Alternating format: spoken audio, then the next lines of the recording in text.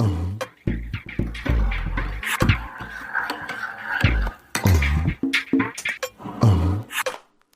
mon mari il est franco-tunisien et moi je suis juste française et quand je suis tombée enceinte c'était juste avant qu'on s'installe en Tunisie, tu vois, je l'ai su genre un mois avant qu'on traverse la Méditerranée.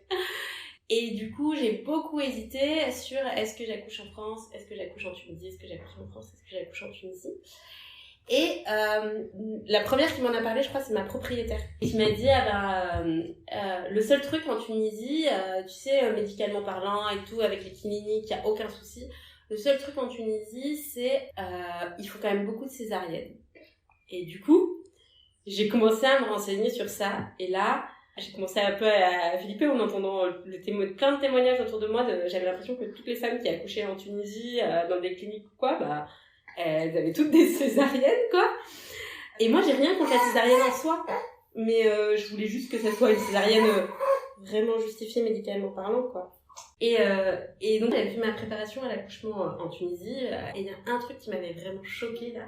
C'est que en France, maintenant, les femmes, elles te disent « Ah ben moi, j'hésite entre accoucher avec ou sans péri. » Et là, c'était « Moi, j'hésite à accoucher par voie basse ou par césarienne. » Et moi, j'étais là « Mais what ?» Comment ça, j'hésite à accoucher par voie basse ou par césarienne Je veux dire, à part dans certains cas très spécifiques, ça me paraissait complètement fou. Et donc, parler de moi qui voulais accoucher sans péridurale, enfin, c'était...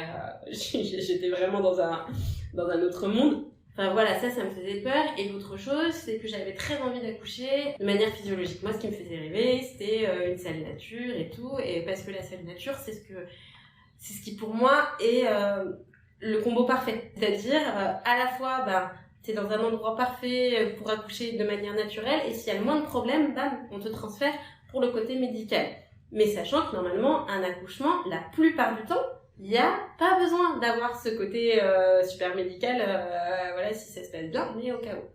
Et nous, en France, on avait vécu à Dijon, où il y a une maternité qui est au top, avec une salle nature, avec un taux d'épisiotomie parmi les plus faibles en France, avec tout ça. Et donc, ça me faisait un peu peur entre ça et ce que j'entendais des césariennes et tout ça en Tunisie. Et donc, du coup, je me suis dit, bon, franchement, pour le premier, je voudrais accoucher en France. Parce que pour le premier, on est vraiment obligé de faire confiance au médecin, en fait. On sait pas, et donc du coup, on doit vraiment faire confiance au médecin. Et donc, on est parti en France. Et le confinement en France avait commencé depuis une semaine. Donc là, on était plutôt en période où on avait super peur parce que c'était est-ce que le papa va pouvoir assister à l'accouchement. Et donc, du coup, on disait à notre bébé, écoute, t'es 3 semaines avant terme. Si t'es pas prêt, c'est bon, reste, voilà. Mais si t'es prêt et que tu veux voir papa à l'accouchement, à ta naissance, vas-y, sors.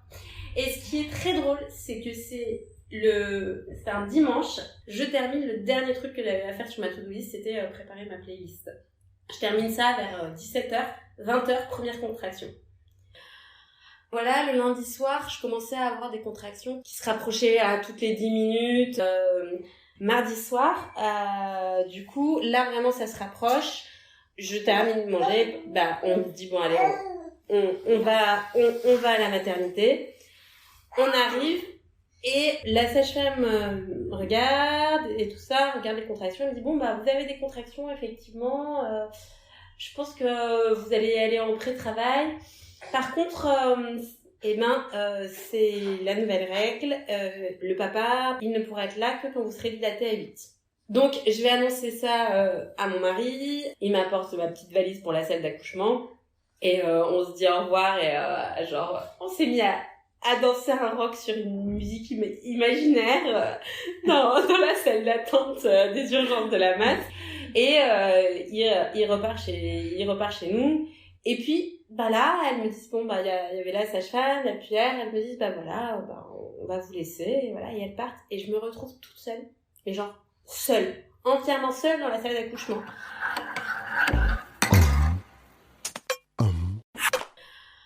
Et là, j'ai vraiment remarqué un truc par rapport à ce que m'avait dit ma sage-femme, c'est que quand j'avais une contraction et que je commençais en me disant Karim il va rater l'accouchement, il va pas voir la naissance de son enfant, etc.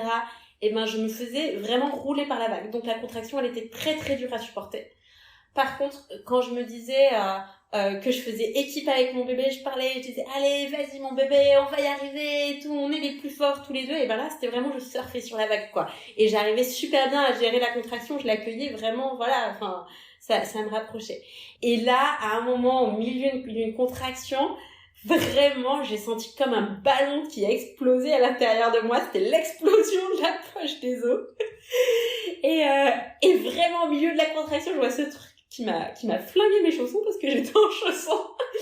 Et du coup là la sage-femme me dit je pense je vais vous recontrôler pour voir si tout va bien, mais je pense qu'on va appeler votre mari là parce que ça s'accélère. Et effectivement en gros elle m'avait contrôlé, je crois que j'étais à 5 alors que quand j'étais arrivée j'étais à peine à 2. Ben voilà, 20 minutes après hop j'étais à 7 quoi, avec l'explosion de la poche des os et tout. Donc elle me dit appelez votre mari qui vienne, enfin voilà et tout.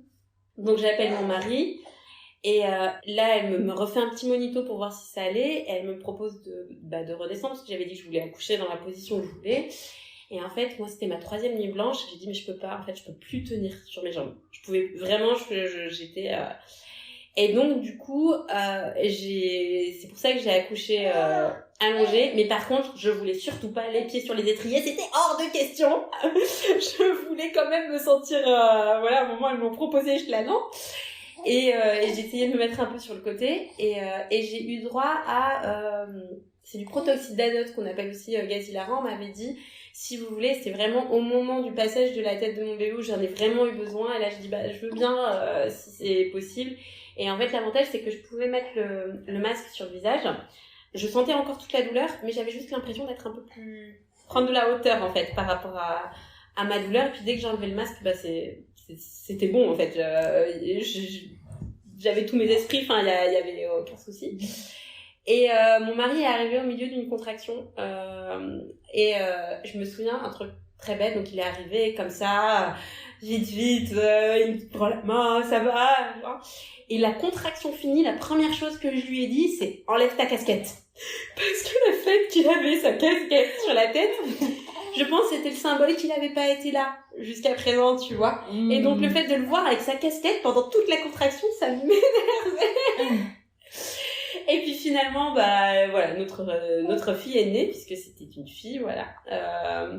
J'ai fait un tout petit peu de peau à peau avec elle. Après, je l'ai laissé faire du peau à peau avec son papa parce que il devait partir au bout de 2 heures et ne plus la voir pendant au moins 48 heures. Mais du coup, 1 heure après mon accouchement, c'est moi qui me suis levée, qui ai commencé à ranger les affaires.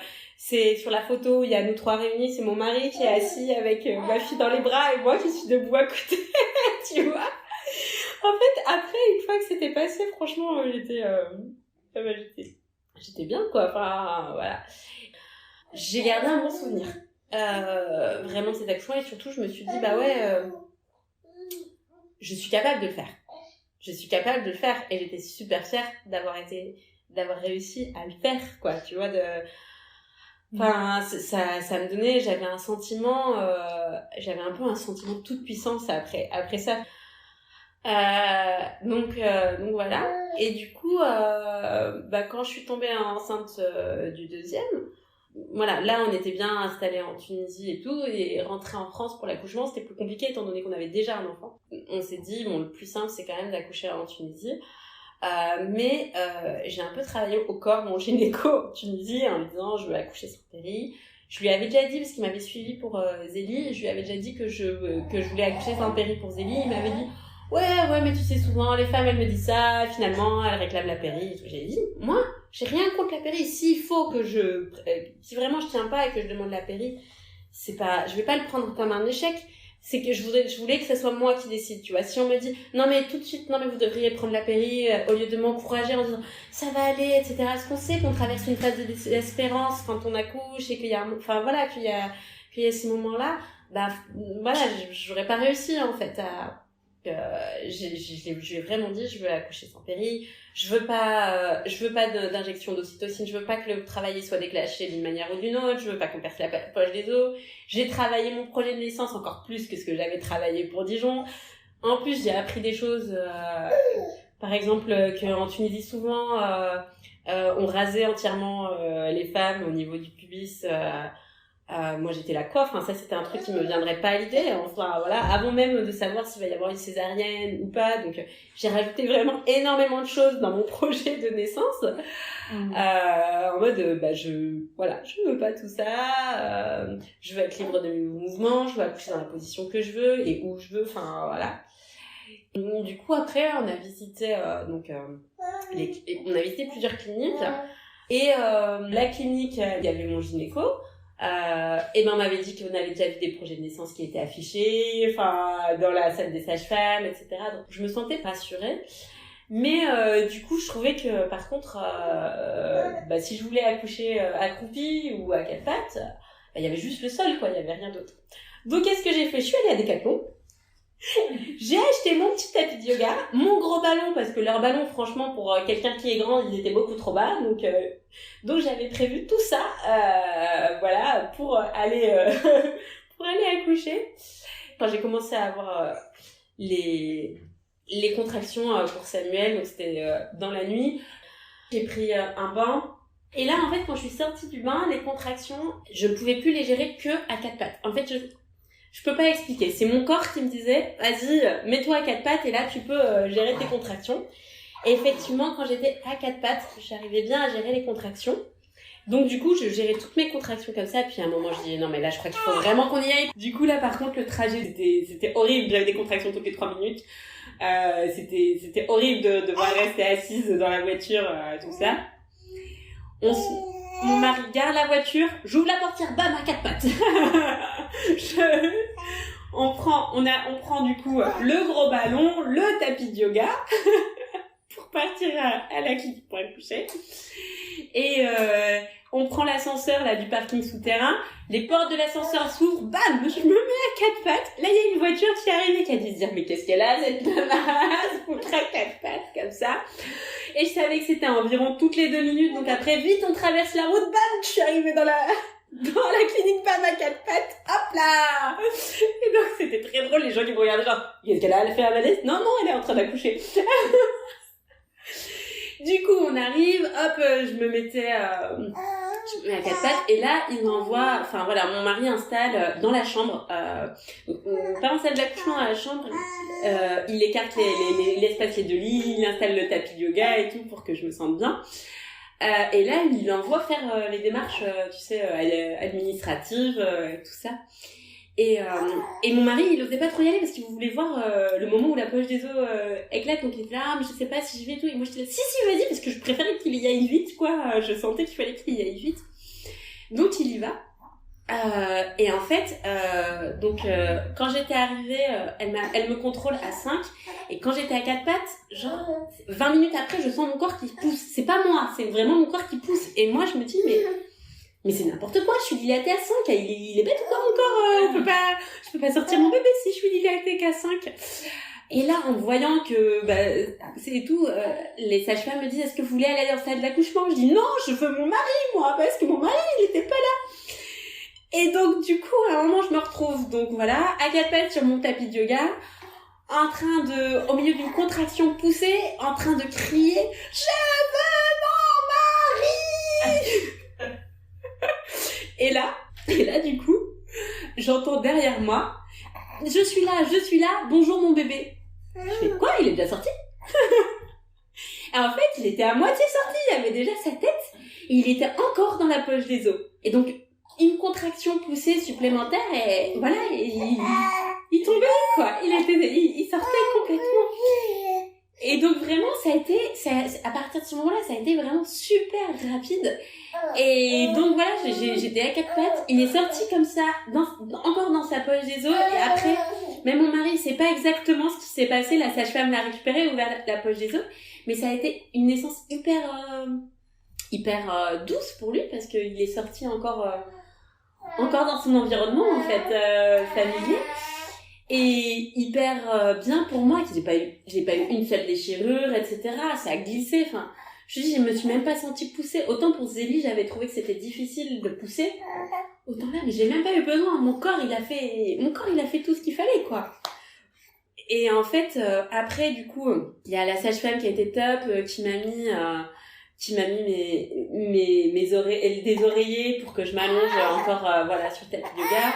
Elle voulait me mettre Samuel au sein directement. Je dis, non, mais il va trouver. Donc, il est posé au milieu du ventre. Et il a fait la raptation. Donc, il a trouvé le sein tout seul.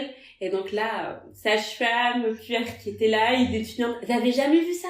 Parce qu'en Tunisie, alors quelqu'un alors déjà j'étais particulière parce que je voulais pas savoir le sexe du bébé, donc à chaque fois on me disait mais qui fait chez le trousseau. et du coup, donc voilà, déjà j'étais particulière. J'accouche sans parfois sans péri, à 4 pattes, il naît dans la poche des os et en plus il trouve le sein tout seul. Mais voilà, c'était genre elles avaient jamais vu ça, c'était très très drôle. Qu'il a trouvé vraiment le sein tout seul et enfin c'était magique. Oh Samuel, c'était magique ta naissance. Et en fait ce qui est marrant c'est que mon gynéco, quand je suis arrivée, on m'a dit ah mais il est en vacances aujourd'hui, il est en congé et tout. Mais vous inquiétez pas, c'est son remplaçant, il est très bien. Vous lui donnerez mon projet de naissance, oui. Et le remplaçant est effectivement arrivé avec mon projet de naissance à la main pendant que j'allaitais Samuel. Donc, quand il est arrivé avec le projet de naissance à la main, j'étais déjà en train d'allaiter Samuel. Il n'y avait pas eu besoin d'une écho, ce qui était vraiment très bien. Il était là juste s'il y avait un problème, quoi, dans les locaux. Et donc voilà, ça s'est vraiment très, très bien passé. Mon gynéco, il m'a dit, en fait, t'avais besoin de personne. Et en fait, si j'avais quand même besoin d'être rassurée qu'elle soit là, Samuel, il est né dans la poche des os. Je sais pas ce qu'on aurait fait, tu vois, ouvrir la poche des os, qu'est-ce qu'il faut faire, enfin, tu vois. Et voilà, elle a su, la sage-femme, elle a su être là, elle a su me dire, enfin, voilà, j'étais juste rassurée, mais c'est moi et mon bébé qui menions la danse. La femme, elle va pouvoir faire le choix d'aller vers le naturel si elle est encouragée aussi par son entourage et par la société. Parce que si la société te dit oh là là, même moi j'avais cette idée, tu vois, je t'ai dit j'ai accouché à 4 pattes, j'avais un peu cette idée qu'accoucher à 4 pattes, c'est les animaux qui accouchent à 4 pattes. Tu vois, même moi j'avais cette idée-là, moi ça me paraissait un peu bizarre, franchement à 4 pattes, je me disais c'est pas la position dans laquelle je veux accoucher de manière psychologique, tu vois, de manière psychologique c'était pas la position dans laquelle je veux accoucher. Mais j'ai juste écouté mon corps. Maintenant, je commence à être fière de dire que j'ai accouché à 4 pattes. Mais au début, presque, je l'assumais pas, tu vois. Au début, presque, j'étais là, tu vois, devoir dire que j'accouche à 4 pattes. Oh mon Dieu, enfin, tu vois, qu'est-ce qu'ils vont penser, enfin, tu vois, imaginer à 4 pattes en train de c'est comme un animal, alors que c'est stupide, en fait, de penser ça. Enfin, c'est pas que c'est stupide, c'est que c'est la société, la manière de penser, la société, qui a fait ça, qui nous a mis en mode l'accouchement ça doit se passer comme ça doit être médical et comme ça on est moderne. Ça veut dire quoi être moderne en fait? Ça veut dire ne plus écouter ses ressentis, ne plus écouter la loi de la nature, ne plus faire confiance, enfin tu vois, c'est les mêmes problèmes que l'écologie, enfin tu vois tout ça, on s'est complètement déconnecté de la nature sous prétexte que c'était moderne, mais on s'est tellement déconnecté qu'en fait on se fait plus de mal qu'autre chose, tu vois. Mais effectivement on a oublié ce que c'était que d'écouter dans notre corps, et que ça soit pour l'accouchement ou je pense pour plein d'autres choses. Et je suis pas du tout parfaite à ce niveau-là, mais je pense justement que moi les accouchements ça m'a un peu reconnectée avec mon corps, tu vois, de savoir aussi de me dire waouh, tu vois, mon corps il est capable de faire ça. Mon corps il a été capable déjà de faire grandir un bébé, c'est quand même un truc de fou. Et je suis très contente de la partager mon histoire et de dire oui c'est possible en Tunisie, ça peut être fait si voilà il suffit juste, mais souvent les sages-femmes en Tunisie, enfin toute l'équipe médicale elle est pas formée à ça. Déjà elle est pas formée à ça, et il y a ce côté où les femmes aussi du coup elles vont pas faire confiance à leurs ressentis, et parfois ça peut être traumatisant. Parfois ça peut être traumatisant parce que on va se dire en fait peut-être qu'il avait raison le médecin, j'en suis pas capable, etc. Et puis si c'est ton premier pareil, t'es obligé de faire confiance au ressenti, à ce que disent les médecins. T'es obligé, parce que voilà. Mais il y a ce côté où il faut justement arrêter l'infantilisation. Oui, le médecin a des connaissances qui peuvent te sauver la vie et sauver la vie de ton bébé, mais toi tu as un ressenti qui est aussi très très important. Il faut pas les opposer. Il faut faire équipe en fait de ses ressentis et des connaissances du médecin. Et c'est le problème en fait, s'il y a autant autant de césariennes en Tunisie, etc. C'est parce qu'en fait, c'est un peu opposé. Toi, tu ressens, mais voilà, moi je dis, moi je sais, puis t'es obligé d'écouter ce que le médecin il te dit, t'es obligé de faire ça. Donc c'est ça qui est dommage, c'est que c'est pas opposer les connaissances et le ressenti. C'est, ouais, avoir ensemble. Donc,